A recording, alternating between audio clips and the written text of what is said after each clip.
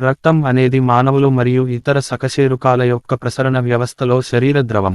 ఇది కణాలకు పోషకాలు మరియు ఆక్సిజన్ వంటి అవసరమైన పదార్థాలను పంపిణీ చేస్తుంది మరియు అదే కణాల నుండి జీవక్రియ వ్యర్థ ఉత్పత్తులను రవాణా చేస్తుంది. రక్త ప్లాస్మాలో సస్పెండ్ చేయబడిన రక్త కణాలతో కూడి ఉంటుంది. రక్త ద్రవంలో 55% ఉన్న ప్లాస్మా, ఎక్కువగా నీరు, వాల్యూమ్ ప్రకారం 92%, మరియు ప్రోటీన్లు, గ్లూకోజ్, ఖనిజ అయాన్లు మరియు హార్మోన్లను కలిగి ఉంటుంది. రక్త కణాలు ప్రధానంగా ఎర్ర రక్త కణాలు, ఎరిథ్రోసైట్లు, తెల్ల రక్త కణాలు, ల్యూకోసైట్లు మరియు క్షీరదాలలో ప్లేట్లెట్లు, థ్రాంబోసైట్లు. అత్యంత సమృద్ధిగా ఉన్న కణాలు ఎర్ర రక్త కణాలు. వీటిలో హిమోగ్లోబిన్ ఉంటుంది. ఇది ఆక్సిజన్ రవాణాను సులభతరం చేస్తుంది, దానికి రివర్స్గా బంధిస్తుంది, దాని ద్రావణీయతను పెంచుతుంది.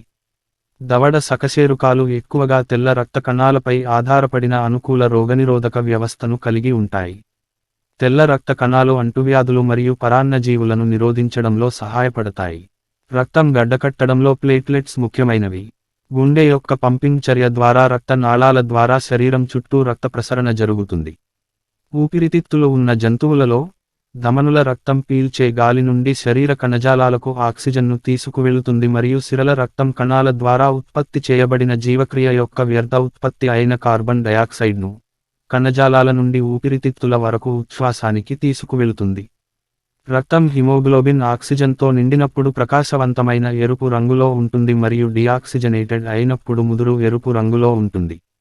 రక్తానికి సంబంధించిన వైద్య పదాలు తరచుగా రక్తం కోసం గ్రీకు పదం హైమా నుండి హెమ్టో, హేమో లేదా హేమాటో తో ప్రారంభమవుతాయి.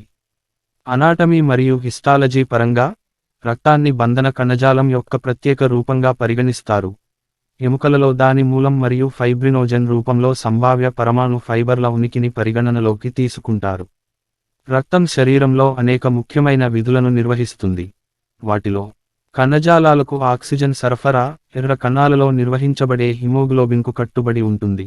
గ్లూకోజ్, అమైనో ఆమ్లాలు మరియు కొవ్వు ఆమ్లాలు వంటి పోషకాల సరఫరా రక్తంలో కరిగించబడుతుంది లేదా ప్లాస్మా ప్రోటీన్లకు కట్టుబడి ఉంటుంది. ఉదా blood lipid. Carbon dioxide, urea మరియు లాక్టిక్ యాసిడ్ వంటి వ్యర్థాలను తొలగించడం. తెల్ల రక్త కణాల ప్రసరణ మరియు యాంటీబాడీస్ ద్వారా విదేశీ పదార్థాన్ని గుర్తించడంతో సహా రోగనిరోధక విధులు.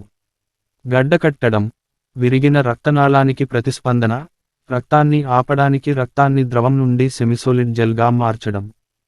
హార్మోన్ల రవాణా మరియు కణజాల నష్టం సంకేతాలతో సహా మెసెంజర్ విధులు. కోర్ శరీర ఉష్ణోగ్రత యొక్క నియంత్రణ. హైడ్రాలిక్ విధులు. రక్తం మానవ శరీర బరువులో 7% ఉంటుంది.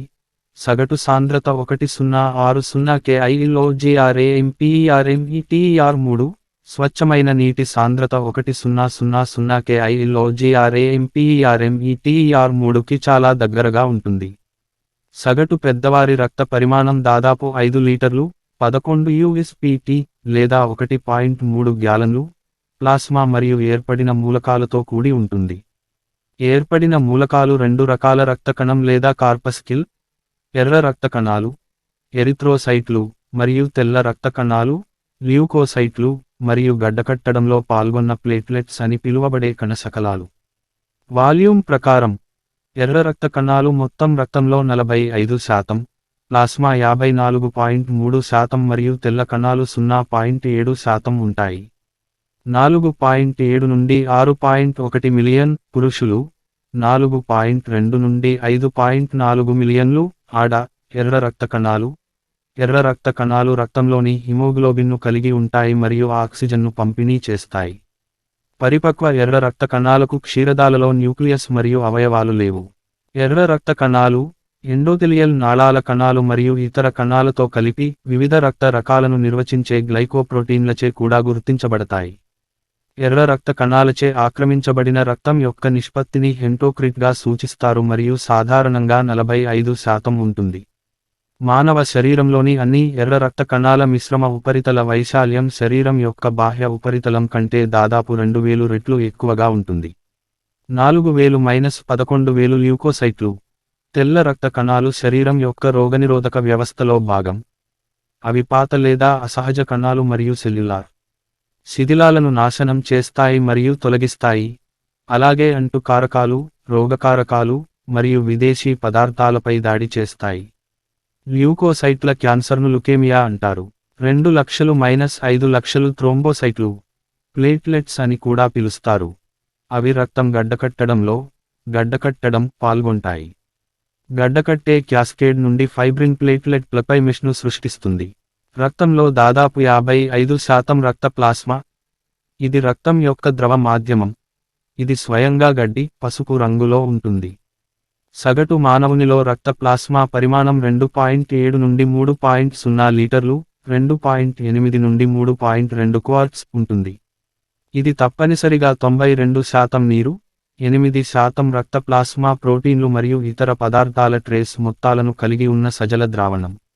ప్లాస్మా గ్లూకోజ్, అమైనో ఆమ్లాలు మరియు కొవ్వు ఆమ్లాలు రక్తంలో కరిగించబడుతుంది లేదా ప్లాస్మా ప్రోటీన్లకు కట్టుబడి ఉంటుంది వంటి కరిగిన పోషకాలను ప్రసరిస్తుంది మరియు కార్బన్ డయాక్సైడ్, యూరియా మరియు లాక్టిక్ ఆమ్లం వంటి వ్యర్థ ఉత్పత్తులను తొలగిస్తుంది. ఇతర ముఖ్యమైన భాగాలు: సీరం అల్బుమిన్, రక్తం గడ్డకట్టే కారకాలు, గడ్డకట్టడాన్ని సులభతరం చేయడానికి. ఇమ్యునోగ్లోబులిన్లు, యాంటీబాడీస్. లిపోప్రోటీన్ కణాలు, వివిధ ఇతర ప్రోటీన్లు, వివిధ ఎలక్ట్రోలైట్స్, ప్రధానంగా సోడియం మరియు క్లోరైడ్. సీరం అనే పదం ప్లాస్మాను సూచిస్తుంది. దీని నుండి గడ్డకట్టే ప్రోటీన్లు తొలగించబడ్డాయి. మిగిలిన ప్రోటీన్లలో ఎక్కువ భాగం అల్బుమిన్ మరియు ఇమ్యునోగ్లోబులిన్లు. ఆమ్లత్వం, ఇవి కూడా చూడండి. Acid base homeostasis. రక్తం pH 7.35 నుండి 7.45 వరకు ఇరుకైన పరిధిలో ఉండేలా నియంత్రించబడుతుంది. ఇది కొద్దిగా ప్రాథమికంగా పరిహారం చేస్తుంది. ఉదయం 8:25 కంటే తక్కువ pH ఉన్న రక్తంలో అదనపు సెల్యులార్ ద్రవం చాలా ఆమ్లంగా ఉంటుంది. అయితే 7.45 కంటే ఎక్కువ pH చాలా ప్రాథమికంగా ఉంటుంది. 6.9 కంటే తక్కువ లేదా 7.8 కంటే ఎక్కువ pH సాధారణంగా ప్రాణాంతకం. రక్త pH, ఆక్సిజన్ యొక్క పాక్షిక పీడనం PO2, కార్బన్ డయాక్సైడ్ యొక్క పాక్షిక పీడనం PCO2 మరియు బైకార్బోనేట్ HCO3 అనేక హోమియోస్టాటిక్ మెకానిజంల ద్వారా జాగ్రత్తగా నియంత్రించబడతాయి. ఇవి ప్రధానంగా శ్వాసకోశ ద్వారా తమ ప్రభావాన్ని చూపుతాయి. యాసిడ్ బేస్ బ్యాలెన్స్ మరియు శ్వాసక్రియను నియంత్రించడానికి వ్యవస్థ మరియు మూత్ర వ్యవస్థ, దీనిని పరిహారం అంటారు. ధమనుల రక్త వాయువు పరీక్ష వీటిని కొలుస్తుంది. ప్లాస్మా వారి సందేశాలను వివిధ కణజాలాలకు ప్రసారం చేసే హార్మోన్లను కూడా ప్రసారం చేస్తుంది. వివిధ రక్త ఎలక్ట్రోలైట్ల కోసం సాధారణ సూచన పరిధుల జాబితా విస్తృతమైనది. మానవ రక్తం క్షీరదాలకు విలక్షణమైనది అయినప్పటికీ సెల్ సంఖ్యలు, పరిమాణం, ప్రోటీన్ నిర్మాణం మరియు మొదలైన వాటికి సంబంధించిన ఖచ్చితమైన వివరాలు జాతుల మధ్య కొంతవరకు మారుతూ ఉంటాయి. నాన్ క్షీరద సకశేరుకాలలో అయితే కొన్ని కీలక వ్యత్యాసాలు ఉన్నాయి. క్షీరదాలు కాని సకశేరుకాల యొక్క ఎర్ర రక్త కణాలు చదునుగా మరియు అండాకారంలో ఉంటాయి మరియు వాటి కణ కేంద్రకాలను నిలుపుకుంటాయి. తెల్ల రక్త కణాల రకాలు మరియు నిష్పత్తిలో గణనీయమైన వైవిధ్యం ఉంది. ఉదాహరణకు, అసిడోఫిల్స్ సాధారణంగా మానవులలో కంటే ఎక్కువగా ఉంటాయి. ప్లేట్లెట్లు క్షీరదాలకు ప్రత్యేకమైనవి. ఇతర సకశేరుకాలలో థ్రోంబోసైట్లు అని పిలువబడే చిన్న కేంద్రక, కుదురు కణాలు బదులుగా రక్తం గడ్డకట్టడానికి బాధ్యత వహిస్తాయి. శరీర శాస్త్రం, ప్రసరణ వ్యవస్థ. మానవ గుండె ద్వారా రక్త ప్రసరణ. గుండె యొక్క పంపింగ్ చర్య ద్వారా రక్త నాళాల ద్వారా శరీరం చుట్టూ రక్త ప్రసరణ జరుగుతుంది. మానవులలో రక్తం గుండె యొక్క బలమైన ఎడమ జఠరిక నుండి ధమనుల ద్వారా పరిధీయ కణజాలాలకు పంప్ చేయబడుతుంది మరియు సిరల ద్వారా గుండె యొక్క కుడి కర్ణికకు తిరిగి వస్తుంది. ఇది కుడి జఠరికలోకి ప్రవేశిస్తుంది మరియు పుపుస ధమని ద్వారా ఊపిరితిత్తులకు పంపబడుతుంది మరియు పల్మనరీ సిరల ద్వారా ఎడమ కర్ణికకు తిరిగి వస్తుంది. రక్తం మళ్లీ ప్రసరించడానికి ఎడమ జఠరికలోకి ప్రవేశిస్తుంది. ధమనుల రక్తం శరీరంలోని అన్ని కణాలకు పీల్చే గాలి నుండి ఆక్సిజన్ను తీసుకువెళుతుంది మరియు సిరల రక్తం కార్బన్ డయాక్సైడ్ను తీసుకువెళుతుంది. కణాల ద్వారా జీవక్రియ యొక్క వ్యర్థ ఉత్పత్తి. ఊపిరితిత్తులకు ఊపిరితిత్తులు. ఏది ఏమైనప్పటికీ, ఒక మినహాయింపు పుపుస ధమనులను కలిగి ఉంటుంది. ఇది శరీరంలో అత్యంత డియాక్సిజనేటెడ్ రక్తాన్ని కలిగి ఉంటుంది. అయితే పల్మనరీ సిరలు ఆక్సిజన్ కలిగిన రక్తాన్ని కలిగి ఉంటాయి. అస్థిపంజర. కండరాల కదలిక ద్వారా అదనపు రిటర్న్ ఫ్లో ఏర్పడవచ్చు. ఇది సిరలను కుదించగలదు మరియు సిరల్లోని కవాటాల ద్వారా రక్తాన్ని కుడి కర్ణిక వైపుకు నెట్టగలదు. రక్త ప్రసరణను విలియం హార్వే 1628లో ప్రముఖంగా వర్ణించారు. కణాల ఉత్పత్తి మరియు క్షీణత. సకశేరుకాలలో రక్తం యొక్క వివిధ కణాలు ఎముక మధ్యలో హెమటోపోయిసిస్ అని పిలువబడే ప్రక్రియలో తయారవుతాయి. ఇందులో ఎర్ర రక్త కణాల ఉత్పత్తి అయిన ఎరిథ్రోపోయిసిస్ ఉంటుంది మరియు మైలోపోయిసిస్, తెల్ల రక్త కణాలు మరియు ప్లేట్లెట్ల ఉత్పత్తి. బాల్యంలో దాదాపు ప్రతి మానవ ఎముక ఎర్ర రక్త కణాలను ఉత్పత్తి చేస్తుంది. పెద్దవారిగా ఎర్ర రక్త కణాల ఉత్పత్తి పెద్ద ఎముకలకు పరిమితం చేయబడింది. వెన్నుపూస, రొమ్ము ఎముక, స్టెర్నం, పక్కటెముక, కటి ఎముకలు మరియు పై చేతులు మరియు కాళ్ల ఎముకలు. అదనంగా బాల్యంలో మెడియాస్టినంలో కనిపించే థైమస్ గ్రంథి, టీ లింఫోసైట్ల యొక్క ముఖ్యమైన మూలం. రక్తంలోని ప్రోటీనేసియస్ భాగం, గడ్డకట్టే ప్రోటీన్లతో సహా, ప్రధానంగా కాలేయం ద్వారా ఉత్పత్తి చేయబడుతుంది. అయితే హార్మోన్లు ఎండోక్రైన్ గ్రంథుల ద్వారా ఉత్పత్తి చేయబడతాయి మరియు నీటి భిన్నం హైపోథాలమస్ ద్వారా నియంత్రించబడుతుంది మరియు మూత్రపిండాల ద్వారా నిర్వహించబడుతుంది. ఆరోగ్యకరమైన ఎరిథ్రోసైట్లు ప్లీహము మరియు కాలేయంలోని కుప్పర్ కణాల ద్వారా క్షీణించబడటానికి ముందు సుమారు 120 రోజుల ప్లాస్మా జీవితాన్ని కలిగి ఉంటాయి. కాలేయం కొన్ని ప్రోటీన్లు, లిపిడ్లు మరియు అమైనో ఆమ్లాలను కూడా క్లియర్ చేస్తుంది. మూత్రపిండము వ్యర్థ ఉత్పత్తులను మూత్రంలోకి చురుకుగా స్రవిస్తుంది. సముద్ర మట్టం పీడనం వద్ద ఆరోగ్యకరమైన మానవ శ్వాస గాలిలో ధమనుల రక్తం యొక్క నమూనాలో 98.5% ఆక్సిజన్ రసాయనికంగా హిమోగ్లోబిన్తో కలిసి ఉంటుంది. దాదాపు 1.5% ఇతర రక్త ద్రవాలలో భౌతికంగా కరిగిపోతుంది మరియు హిమోగ్లోబిన్తో అనుసంధానించబడదు. హిమోగ్లోబిన్ అణువు క్షీరదాలు మరియు అనేక ఇతర జాతులలో ఆక్సిజన్ యొక్క ప్రాథమిక రవాణాదారు. హిమోగ్లోబిన్ 1 గ్రాము హిమోగ్లోబిన్కు 1.36 మరియు 1.40 మిల్లీలీటర్లు O2 మధ్య ఆక్సిజన్ బైండింగ్ సామర్థ్యాన్ని కలిగి ఉంటుంది. ఇది మొత్తం రక్త ఆక్సిజన్ సామర్థ్యాన్ని 70 రెట్లు పెంచుతుంది. ఆక్సిజన్ను లీటరు రక్తానికి 0.03 మిల్లీలీటర్లు O2 యొక్క ద్రావణీయత ద్వారా మాత్రమే తీసుకువెళ్ళినట్లయితే ప్రతి mmHg ఆక్సిజన్ యొక్క పాక్షిక పీడనం ధమనులలో సుమారు 100 మిల్లీమీటర్లు Hg. ఊపిరితిత్తుల మరియు బొడ్డు ధమనులు మరియు వాటి సంబంధిత సిరలు మినహా, ధమనులు ఆక్సిజనేటెడ్ రక్తాన్ని గుండె నుండి దూరంగా తీసుకువెళతాయి మరియు ధమనులు మరియు కేశనాళికల ద్వారా శరీరానికి పంపిణీ చేస్తాయి, ఇక్కడ ఆక్సిజన్ వినియోగించబడుతుంది. తరువాత రక్తనాళాలు మరియు సిరలు డీఆక్సిజనేటెడ్ రక్తాన్ని తిరిగి గుండెకు తీసుకువెళతాయి. సాధారణ పరిస్థితుల్లో విశ్రాంతిగా ఉన్న వయోజన మానవులలో ఊపిరితిత్తులను విడిచిపెట్టే రక్తంలోని హిమోగ్లోబిన్ ఆక్సిజన్తో దాదాపు 98 నుండి 99% సంతృప్తమై, శరీరానికి 950 మరియు 1150 మిల్లీలీటర్లు మిన్ మధ్య ఆక్సిజన్ పంపిణీని సాధిస్తుంది. ఆరోగ్యవంతమైన వయోజన విశ్రాంతిలో ఆక్సిజన్ వినియోగం దాదాపు 200 నుండి 250 మిల్లీలీటర్లు నిమిషానికి, మరియు ఊపిరితిత్తులకు తిరిగి వచ్చే డీఆక్సిజనేటెడ్ రక్తం ఇప్పటికీ దాదాపు 75%, 70 నుండి 78% సంతృప్తంగా ఉంటుంది. నిరంతర వ్యాయామం సమయంలో పెరిగిన ఆక్సిజన్ వినియోగం సిరల రక్తం యొక్క ఆక్సిజన్ సంతృప్తతను తగ్గిస్తుంది. ఇది శిక్షణ పొందిన అథ్లెట్లో 15% కంటే తక్కువగా ఉంటుంది. శ్వాస రేటు మరియు రక్త ప్రవాహం భర్తీ చేయడానికి పెరిగినప్పటికీ, ధమనుల రక్తంలో ఆక్సిజన్ సంతృప్తత ఈ పరిస్థితులలో 95% లేదా అంతకంటే తక్కువకు పడిపోతుంది. విశ్రాంతి సమయంలో, ఉదాహరణకు అనస్థీషియాలో శస్త్రచికిత్స సమయంలో, ఈ తక్కువ ఆక్సిజన్ సంతృప్తత ప్రమాదకరంగా పరిగణించబడుతుంది. నిరంతర హైపోక్సియా, 90% కంటే తక్కువ ఆక్సిజన్, ఆరోగ్యానికి ప్రమాదకరం మరియు తీవ్రమైన హైపోక్సియా, 30% కంటే తక్కువ సంతృప్తత, వేగంగా ప్రాణాంతకం కావచ్చు. పిండం, మాయ ద్వారా ఆక్సిజన్ను స్వీకరించడం. చాలా తక్కువ ఆక్సిజన్ పీడనాలకు, వయోజనుల ఊపిరితిత్తులలో కనిపించే స్థాయిలో దాదాపు 21% బహిర్గతమవుతుంది. కాబట్టి పిండాలు పనిచేయడానికి ఆక్సిజన్, హిమోగ్లోబిన్ F పట్ల చాలా ఎక్కువ అనుబంధంతో హిమోగ్లోబిన్ యొక్క మరొక రూపాన్ని ఉత్పత్తి చేస్తాయి. ఈ పరిస్థితుల్లో కార్బన్ డయాక్సైడ్ రవాణా CO2 రక్తంలో 3 రకాలుగా తీసుకువెళుతుంది. ఖచ్చితమైన శాతాలు ధమని లేదా సిరల రక్తం అనేదానిపై ఆధారపడి ఉంటాయి. దానిలో ఎక్కువ భాగం సుమారు 70% బైకార్బోనేట్ అయాన్లు HCO గా మార్చబడుతుంది. 3 CO2 ప్లస్ H2O కుడివైపు చూపుతున్న బాణం H2 CO3 కుడివైపు చూపుతున్న బాణం H ప్లస్ HCO ప్రతిచర్య ద్వారా ఎర్ర రక్త కణాలలో కార్బోనిక్ అన్హైడ్రేస్ అనే ఎంజైమ్ ద్వారా 3 సుమారు 7% ప్లాస్మాలో కరిగిపోతుంది మరియు దాదాపు 23% కార్బమినో సమ్మేళనాలుగా హిమోగ్లోబిన్కు కట్టుబడి ఉంటుంది.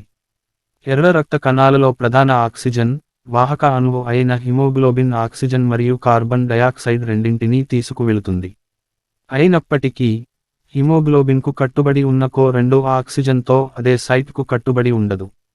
బదులుగా ఇది 4 గ్లోబిన్ గొలుసులపై ఉన్న టెర్మినల్ సమూహాలతో మిళితం చేస్తుంది.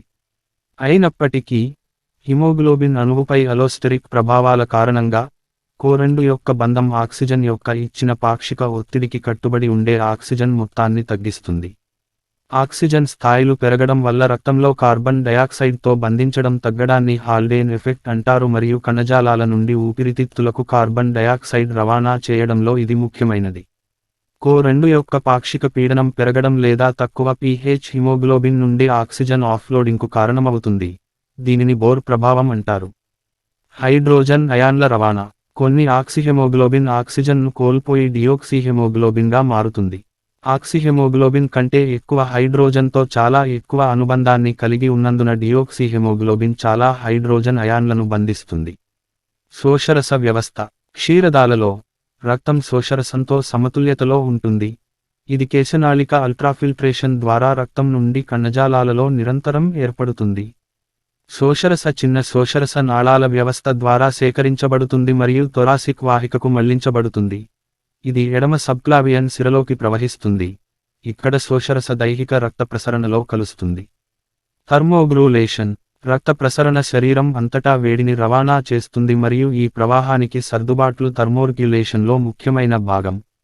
ఉపరితలానికి రక్త ప్రవాహాన్ని పెంచడం ఉదా వెచ్చని వాతావరణం లేదా కఠినమైన వ్యాయామం సమయంలో చర్మం వెచ్చగా ఉంటుంది. దీని ఫలితంగా వేగంగా ఉష్ణ నష్టం జరుగుతుంది. దీనికి విరుద్ధంగా బాహ్య ఉష్ణోగ్రత తక్కువగా ఉన్నప్పుడు చర్మం యొక్క అంత్య భాగాలకు మరియు ఉపరితలంపై రక్త ప్రవాహం తగ్గిపోతుంది మరియు ఉష్ణ నష్టం నిరోధించడానికి మరియు శరీరంలోని ముఖ్యమైన అవయవాలకు ప్రాధాన్యతనిస్తుంది. ప్రవాహం రేటు వివిధ అవయవాల మధ్య రక్త ప్రసరణ రేటు చాలా తేడా ఉంటుంది. కాలేయం 1350 మిల్లీలీటర్లు మిన్ సుమారు ప్రవాహంతో అత్యంత సమృద్ధిగా రక్త సరఫరాను కలిగి ఉంటుంది. కిడ్నీ మరియు మెదడు వరుసగా 1100 మిల్లీలీటర్లు మిన్ మరియు 700 మిల్లీలీటర్లు మిన్తో రెండవ మరియు మూడవ అత్యంత సరఫరా చేయబడిన అవయవాలు. 100 గ్రా కణజాలానికి రక్త ప్రసరణ యొక్క సాపేక్ష రేట్లు భిన్నంగా ఉంటాయి. మూత్రపిండాలు అడ్రినల్ గ్రంథి మరియు థైరాయిడ్ వరుసగా మొదటి, రెండవ మరియు మూడవ అత్యంత సరఫరా చేయబడిన కణజాలం. హైడ్రాలిక్ విధులు రక్త ప్రవాహం యొక్క పరిమితి ప్రత్యేక కణజాలాలలో కూడా శోధించబడటానికి ఉపయోగించబడుతుంది. ఫలితంగా ఆ కణజాలం అంగస్తంభన ఏర్పడుతుంది. ఉదాహరణకు పురుషాంగం మరియు స్త్రీ గుహాంకురములోని అంగస్తంభన కణజాలం. హైడ్రాలిక్ ఫంక్షన్కి మరొక ఉదాహరణ జంపింగ్ స్పైడర్. దీనిలో రక్తం ఒత్తిడిలో కాళ్లలోకి బలవంతంగా నెట్టబడి స్థూలమైన కండరాల కాళ్ల అవసరం లేకుండా శక్తివంతమైన జంప్ కోసం వాటిని నిటారుగా చేస్తుంది. హిమోగ్లోబిన్ రక్తం యొక్క రంగు యొక్క ప్రధాన నిర్ణయాధికారి హీమోక్రోమ్. ప్రతి అణువుకు 4 హేమ్ సమూహాలు ఉంటాయి మరియు వివిధ అణువులతో వాటి పరస్పర చర్య ఖచ్చితమైన రంగును మారుస్తుంది. ధమనుల రక్తం మరియు కేశనాళికల రక్తం ప్రకాశవంతమైన ఎరుపు రంగులో ఉంటాయి. ఆక్సిజన్ హేమ్ సమూహానికి బలమైన ఎరుపు రంగును అందిస్తుంది. డియాక్సిజనేటెడ్ రక్తం ఎరుపు రంగులో ముదురు రంగులో ఉంటుంది. ఇది సిరలలో ఉంటుంది మరియు రక్తదానం సమయంలో మరియు సిరల రక్త నమూనాలను తీసుకున్నప్పుడు చూడవచ్చు. ఎందుకంటే హిమోగ్లోబిన్ గ్రహించిన కాంతి వర్ణపటం ఆక్సిజనేటెడ్ మరియు డియాక్సిజనేటెడ్ స్థితుల మధ్య తేడా ఉంటుంది. కార్బన్ మోనాక్సైడ్ విషంలో రక్తం ప్రకాశవంతమైన ఎరుపు రంగులో ఉంటుంది, ఎందుకంటే కార్బన్ మోనాక్సైడ్ కార్బాక్సిహెమోగ్లోబిన్ ఏర్పడటానికి కారణమవుతుంది.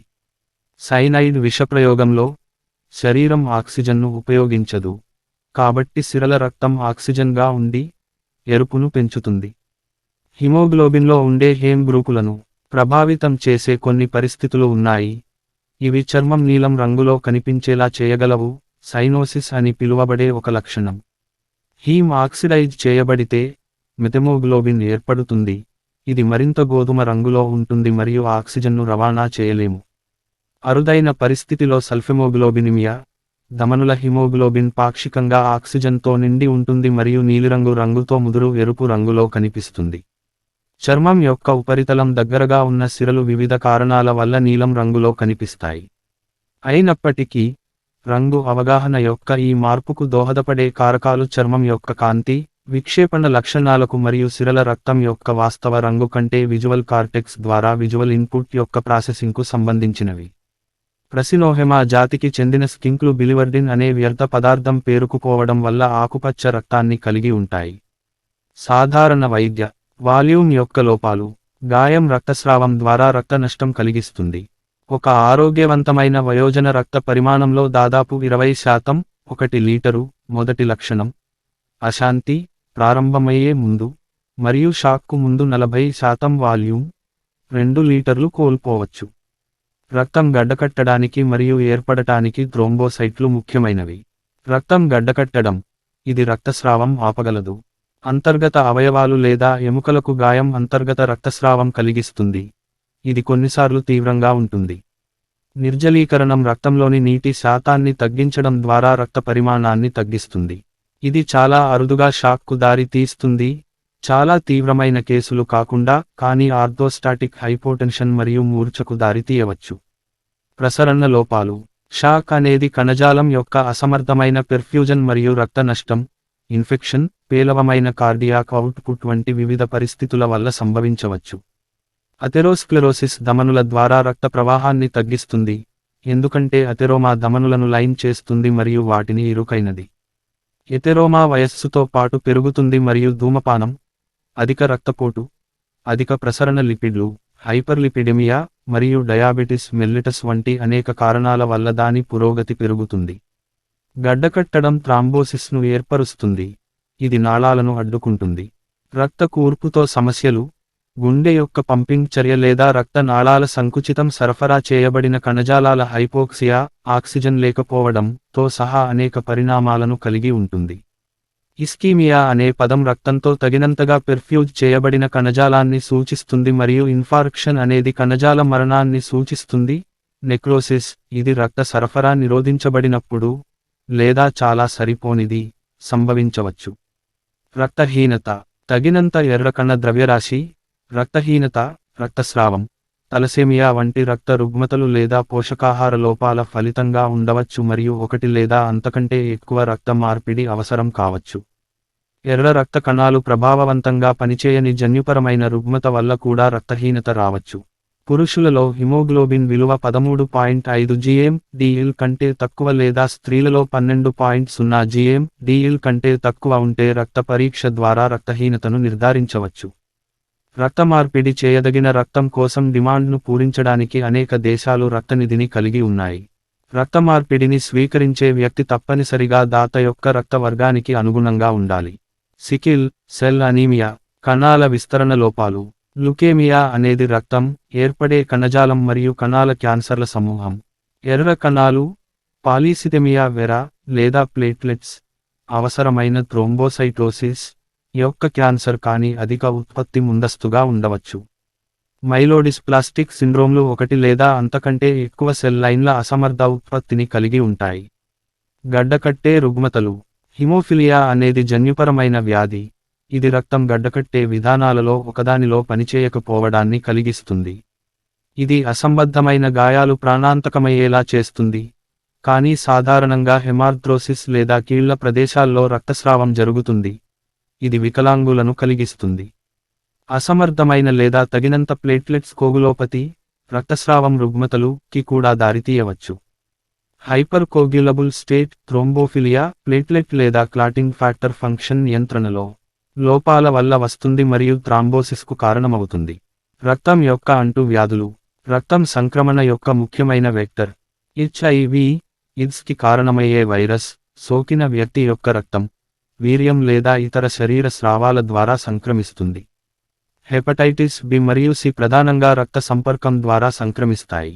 రక్తం ద్వారా సంక్రమించే అంటువ్యాధుల కారణంగా రక్తంతో తడిసిన వస్తువులను బయోహాజార్డ్గా వ్యవహరిస్తారు. రక్తం యొక్క బాక్టీరియల్ ఇన్ఫెక్షన్ బాక్టీరిమియా లేదా sepsis, viral infection viraemia, malaria మరియు ట్రిపనోసోమియాసిస్ రక్తం ద్వారా సంక్రమించే పరాన్నజీవి అంటువ్యాధులు. కార్బన్ మోనాక్సైడ్ విషప్రయోగం, ఆక్సిజన్ కాకుండా ఇతర పదార్థాలు హిమోగ్లోబిన్తో బంధించగలవు. కొన్ని సందర్భాల్లో ఇది శరీరానికి కోలుకోలేని నష్టాన్ని కలిగిస్తుంది. ఉదాహరణకు, కార్బన్ మోనాక్సైడ్ ఉచ్ఛ్వాసము ద్వారా ఊపిరితిత్తుల ద్వారా రక్తంలోకి తీసుకువెళ్ళినప్పుడు చాలా ప్రమాదకరం.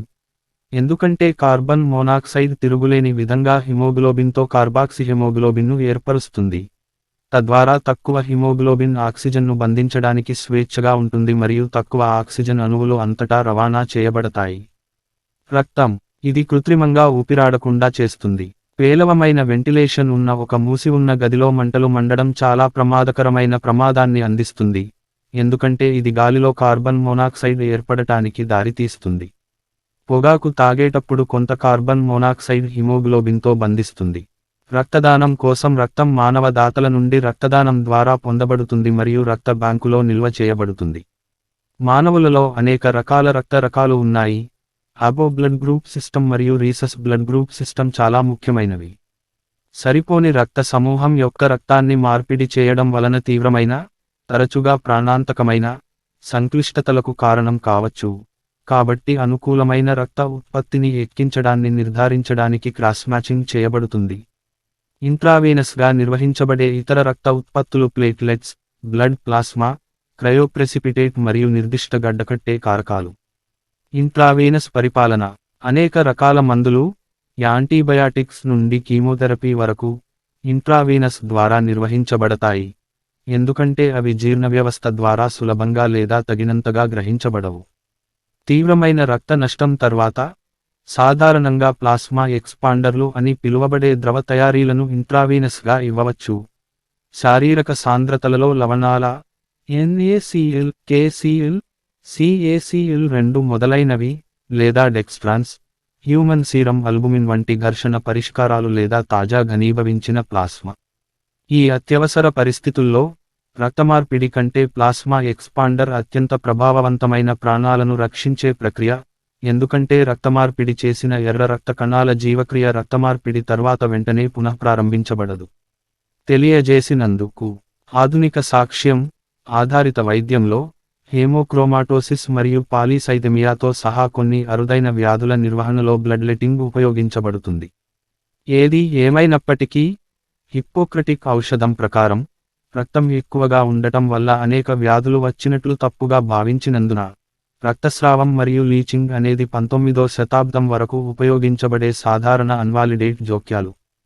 రాబిన్ ఫాహ్రస్, ఎరిథ్రోసైట్ అవక్షేప రేటును రూపొందించిన స్వీడిష్ వైద్యుడు, పురాతన గ్రీకు హాస్యవాద వ్యవస్థ, శరీరంలో 4 విభిన్న శరీర ద్రవాలు, వివిధ స్వభావాలతో అనుబంధించబడినవి, ఉన్నట్లు భావించబడుతుందని, రక్తం గడ్డకట్టడాన్ని పరిశీలించడంపై ఆధారపడి ఉంటుందని సూచించారు.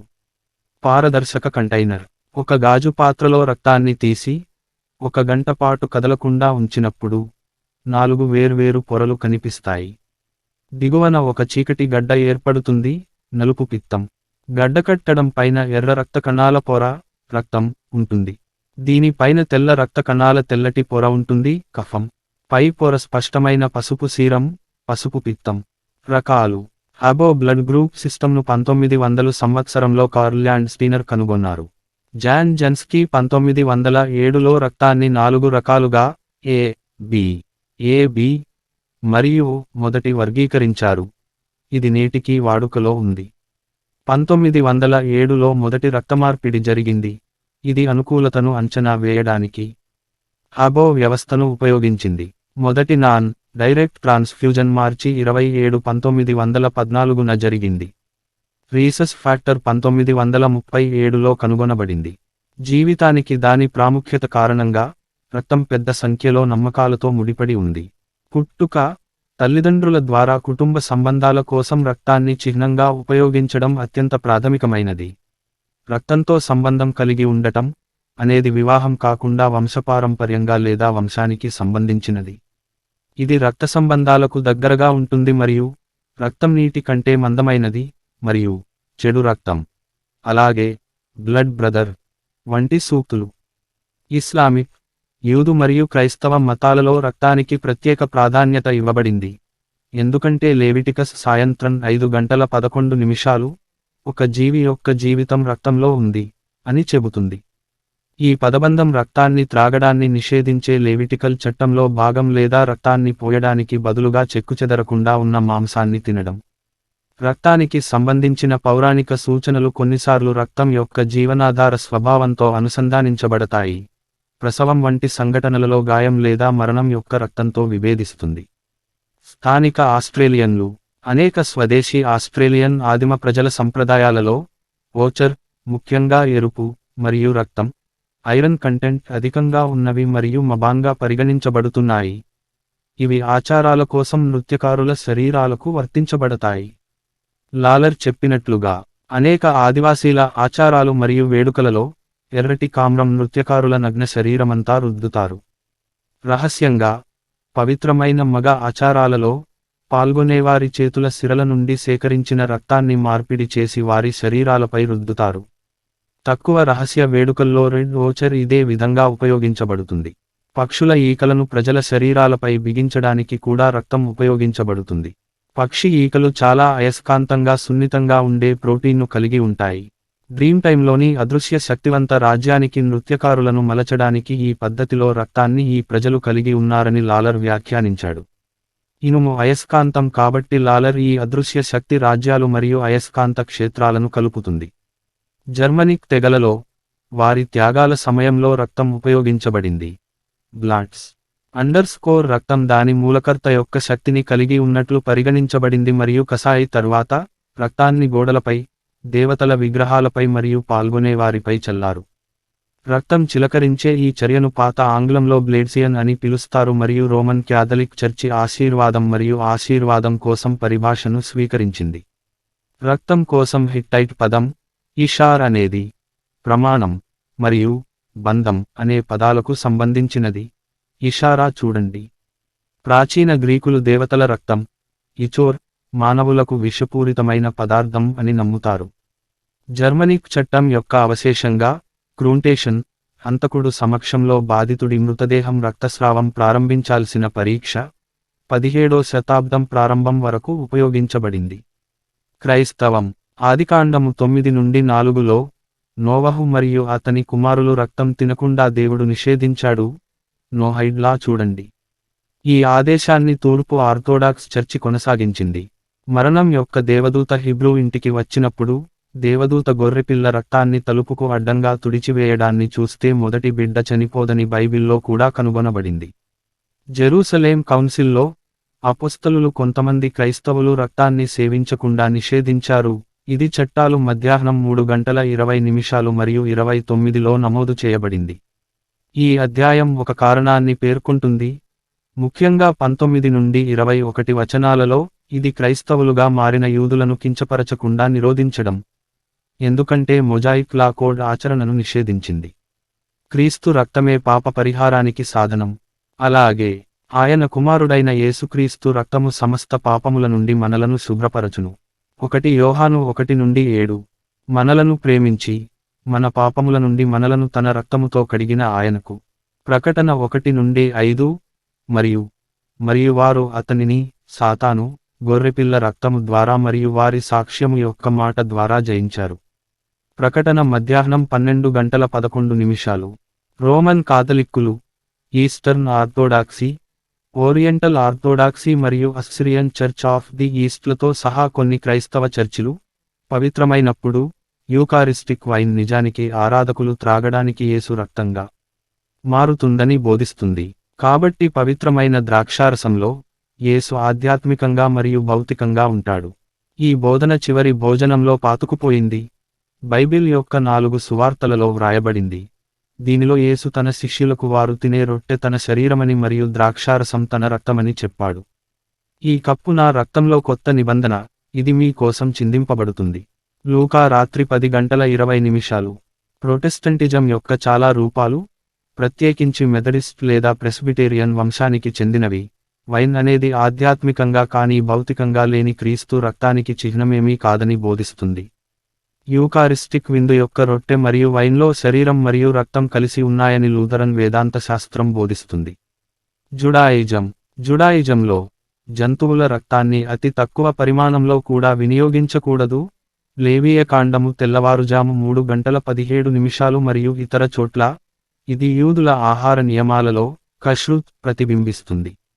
మాంసం నుండి రక్తం ప్రక్షాళన చేయడం మరియు నీటిలో నానబెట్టడం, గడ్డకట్టడాన్ని విప్పుటకు, ఉప్పు వేయడం మరియు అనేకసార్లు నీటితో శుభ్రం చేయడం ద్వారా శుద్ధి చేయబడుతుంది. గుడ్లు కూడా తప్పనిసరిగా తనిఖీ చేయబడాలి మరియు తినడానికి ముందు ఏవైనా రక్తపు మచ్చలను తొలగించాలి. చేపల నుండి వచ్చే రక్తం బైబిల్ ప్రకారం కోషర్ అయినప్పటికీ, బైబిల్ నిషేధాన్ని ఉల్లంఘించకుండా ఉండేందుకు చేపల రక్తాన్ని తీసుకోవడం రబ్బినీల ప్రకారం నిషేధించబడింది. రక్తంతో కూడిన మరొక ఆచారం కోడి మరియు ఆటల రక్తాన్ని వధించిన తర్వాత కప్పి ఉంచడం. లేవియకాండము సాయంత్రం 5:13 తోరా ఇచ్చిన కారణం, ఎందుకంటే జంతువు యొక్క ప్రాణం దాని రక్తంలో ఉంది. ఐబిడ్ సాయంత్రం 5:14. మానవులకు సంబంధించి కబాలా ఈ పద్యంలో ఒక వ్యక్తి యొక్క జంతు ఆత్మ రక్తంలో ఉందని మరియు శారీరక కోరికలు దాని నుండి ఉత్పన్నమవుతాయని వివరించాడు. అదే విధంగా ఆలయ బలులు మరియు వధించిన మాంసానికి ఉప్పు వేయడానికి ఆధ్యాత్మిక కారణం ఏమిటంటే, వ్యక్తి నుండి జంతువుల వంటి కోరికల రక్తాన్ని తొలగించడం. జంతువు యొక్క రక్తాన్ని తొలగించడం ద్వారా రక్తంలో ఉన్న జంతు శక్తులు మరియు ప్రాణశక్తిని తొలగించి మాంసం మానవ వినియోగానికి సరిపోయేలా చేస్తుంది. ఇస్లామిక్ ఆహార నియమాల ప్రకారం రక్తంతో కూడిన ఆహారాన్ని తీసుకోవడం నిషేధించబడింది. ఇది ఖురాన్, సూరా అల్ మాయిదా 5-3 లోని ప్రకటన నుండి ఉద్భవించింది. మీకు ఆహారం కోసం నిషేధించబడినవి చనిపోయిన మాంసం, రక్తం, పందుల మాంసం మరియు దానిపై ఉన్నవి అల్లాహ్ కాకుండా ఇతరుల పేరును ప్రార్థించారు. రక్తాన్ని అపరిశుభ్రంగా పరిగణిస్తారు, అందువల్ల రక్తస్రావం జరిగిన తర్వాత పరిశుభ్రత యొక్క భౌతిక మరియు కర్మ స్థితిని పొందేందుకు నిర్దిష్ట పద్ధతులు ఉన్నాయి. ఋతుస్రావం, ప్రసవానంతర రక్తస్రావం మరియు సక్రమంగా లేని యోని రక్తస్రావం వంటి వాటికి నిర్దిష్ట నియమాలు మరియు నిషేధాలు వర్తిస్తాయి. ఒక జంతువును వధించినప్పుడు వెన్నెముక తెగిపోకుండా ఉండేలా జంతువు మెడను కత్తిరించడం జరుగుతుంది, కాబట్టి మెదడు ఆక్సిజన్ కోసం రక్తాన్ని పంప్ చేయడానికి గుండెకు ఆదేశాలను పంపుతుంది. ఈ విధంగా శరీరం నుండి రక్తం తీసివేయబడుతుంది మరియు మాంసం సాధారణంగా ఇప్పుడు ఉడికించి తినడానికి సురక్షితంగా ఉంటుంది. ఆధునిక కాలంలో రక్తమార్పిడులు సాధారణంగా నిబంధనలకు విరుద్ధంగా పరిగణించబడవు. యెహోవా సాక్షులు, అపోస్తలుల కార్యములు మధ్యాహ్నం 3:28 రక్తానికి దూరంగా ఉండండి వంటి లేఖనాల వివరణ ఆధారంగా, చాలా మంది యెహోవా సాక్షులు రక్తాన్ని తీసుకోరు లేదా సంపూర్ణ రక్తాన్ని లేదా దాని ప్రధాన భాగాలను ఎక్కించుకోరు. ఎర్ర రక్త కణాలు, తెల్ల రక్తం కణాలు, ప్లేట్లెట్స్, థ్రాంబోసైట్లు మరియు ప్లాస్మా. సభ్యులు తమ సొంత రక్తాన్ని లేదా 4 ప్రధాన భాగాల నుండి మరింత భిన్నమైన పదార్థాలను కలిగి ఉన్న వైద్య విధానాలను అంగీకరించాలా వద్దా అని వ్యక్తిగతంగా నిర్ణయించుకోవచ్చు. రక్త పిశాచులు పౌరాణిక జీవులు, ఇవి జీవనోపాధి కోసం నేరుగా రక్తం తాగుతాయి. సాధారణంగా మానవ రక్తానికి ప్రాధాన్యత ఇస్తారు. ప్రపంచవ్యాప్తంగా ఉన్న సంస్కృతులు ఈ రకమైన పురాణాలను కలిగి ఉన్నాయి. ఉదాహరణకు, నోస్ఫెరాటు లెజెండ్, ఇతరుల రక్తాన్ని తాగడం ద్వారా హేయమైన మరియు అమరత్వాన్ని సాధించే మానవుడు, తూర్పు యూరోపియన్ జానపద కథల నుండి ఉద్భవించాడు. పేలు, జలగ, ఆడదోమలు, పిశాచ గబ్బిలాలు మరియు ఇతర సహజ జీవుల కలగలుపు ఇతర జంతువుల రక్తాన్ని తింటాయి. అయితే గబ్బిలాలు మాత్రమే రక్త పిశాచులతో సంబంధం కలిగి ఉంటాయి. ఇది పిశాచ గబ్బిలాలకు ఎటువంటి సంబంధం లేదు. ఇవి యూరోపియన్ పురాణాల మూలాల తర్వాత బాగా కనుగొనబడిన కొత్త ప్రపంచ జీవులు. అక్షేరుకాలలో హేమోలింఫ్ అని పిలువబడే రక్తానికి సమానమైన శరీర ద్రవం కనుగొనబడింది. ప్రధాన వ్యత్యాసం ఏమిటంటే హిమోలింఫ్ ఒక క్లోజ్డ్ సర్క్యులేటరీ సిస్టంలో ఉండదు. హిమోగ్లోబిన్ తప్పనిసరిగా ఉపయోగించనప్పటికీ, హిమోలింఫ్ ఆక్సిజన్ను తీసుకువెళ్లడానికి పనిచేస్తుంది. క్రస్టేసియన్లు మరియు మొలస్క్లు హిమోగ్లోబిన్కు బదులుగా హిమోసైనిన్ను ఉపయోగిస్తాయి. చాలా కీటకాలలో వాటి హీమోలింఫ్ ఆక్సిజన్ వాహక అణువులను కలిగి ఉండదు, ఎందుకంటే వాటి శరీరాలు ఆక్సిజన్ సరఫరా చేయడానికి సరిపోయే శ్వాసనాళ వ్యవస్థకు సరిపోతాయి. ఇతర ఉపయోగాలు, ఫోరెన్సిక్ మరియు పురావస్తు రక్త అవశేషాలు ఫోరెన్సిక్ పరిశోధకులకు ఆయుధాలను గుర్తించడంలో, నేర చర్యను పునర్నిర్మించడంలో మరియు నేరానికి అనుమానితులను లింక్ చేయడంలో సహాయపడతాయి. రక్తపు మరకల నమూనా విశ్లేషణ ద్వారా, రక్తపు మరకల యొక్క ప్రాదేశిక పంపిణీ నుండి ఫోరెన్సిక్ సమాచారాన్ని కూడా పొందవచ్చు. రక్త అవశేషాల విశ్లేషణ కూడా పురావస్తు శాస్త్రంలో ఉపయోగించే ఒక సాంకేతికత. కళాత్మకమైనది. కళలో ఉపయోగించే శరీర ద్రవాలలో రక్తం ఒకటి. ప్రత్యేకించి, ఆండ్రెస్ సెరానో యొక్క ఫోటోగ్రఫీతో పాటు వియన్నాస్ యాక్షనిస్ట్ హెర్మాన్ నిట్ష్, ఇస్ట్వాన్ కాంటర్, ఫ్రాంకో బి.